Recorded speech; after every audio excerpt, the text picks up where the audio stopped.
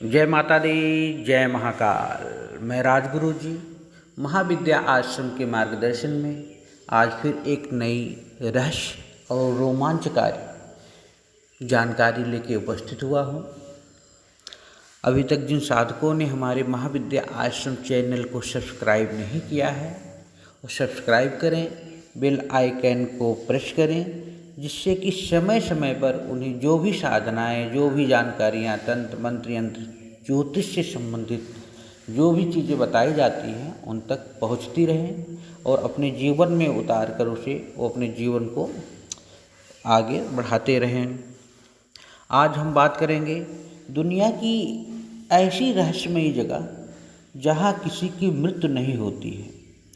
आज मैं इस बारे में आप लोगों को बताऊंगा, जिसके बारे में हमारे वेद है, वेदांग है, उपनिषद हैं, ब्राह्मण हैं, स्मृतियां हैं, पुराण हैं और तंत्र के भी कई महान ग्रंथ हैं, जैसे कुलातंत्र, मंत्र महोदध में कई बार वर्णन आया है और कहा गया है कि इस ब्रह्मांड में एक ऐसी जगह भी है जहाँ किसी भी मानव या किसी भी जीव की कोई मृत्यु ही नहीं होती। वो अजर है, अमर है, अविनाशी है। वहाँ जाने के बाद आज इसके बारे में मैं आप लोगों को बताऊंगा। और सबसे खुशी की बात है कि वो जगह हमारे भारतवर्ष में ही है।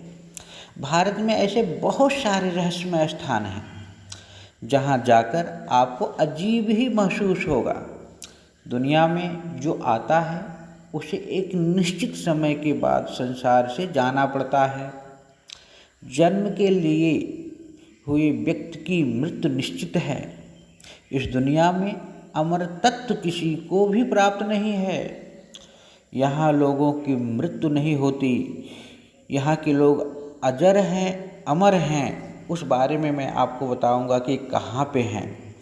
लगभग 2400 किलोमीटर की लंबाई में फैली यह जगह हिमालय में ही है।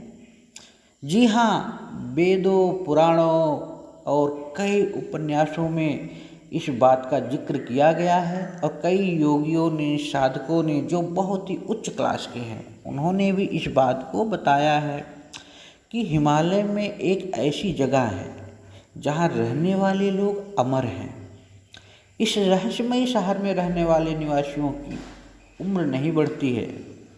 वक्त मानो इनके लिए थमसा गया है। मान्यताओं के अनुसार समय समय पर इस दुनिया से लोग हमारे इंसानी दुनिया में आते हैं और इससे हमारे जो मानव की दुनिया है, जो धरती है, वहाँ उथल पुथल सी मच जाती है। कई बड़े बदलाव भी होते हैं। कलयुग के अवतार जैसे भगवान कल्कि देव की जो भविष्यवाणी में कहा गया है उसमें भी इस शहर का जिक्र है, इस जगह का जिक्र है। ऐसा माना जाता है कि कल्कि देव के गुरु इसी शहर में हैं। यहीं रहकर वह उनके जन्म की प्रतीक्षा कर रहे हैं। जो हमारे कृष्ण हों, राम हों, ब्रह्मा विष्णु महेश हों, या गर्ग हैं, गौतम हैं, शांडिल्य हैं, विश्वामित्र हैं, सभी के सभी सशरीर इस जगह पे निवास कर रहे हैं। जब उनकी आवश्यकता धरती पे होती है तो धरती पे आते हैं, अपने कार्य को जो उन्हें करना होता है करते हैं और फिर चले जाते हैं। ये नहीं है कि आप इस जगह पे नहीं जा सकते, आप भी इस जगह पे जा सकते हो, लेकिन उसके लिए आपको बहुत उच्च क्लास की साधनाओं को संपन्न करना पड़ेगा। 10 महाविद्याओं में काली, तारा, छिन्नमस्तिका, धूमावती, कुंडलिनी जागरण करना पड़ेगा। अपने अष्ट सिद्ध नवनिधियों को जागृत करना पड़ेगा। उसके बाद आपको का वहाँ जाना सुगम है, सरल है। हर धर्म कथा में इस शहर का जिक्र अलग अलग नामों से किया गया है। जैसे कि कहीं संभाल है, कहीं सिद्धाश्रम है, या फिर सांगरीला। ऐसा कहा जाता है कि युधिष्ठिर अपने जीवन के अंतिम क्षणों में अपने परिवार के संग इसी शहर में गए थे। हैरान कर देने वाली जो बात है तो यह है कि इस शहर को ढूंढ पाना संभव ही नहीं है, आसान नहीं है।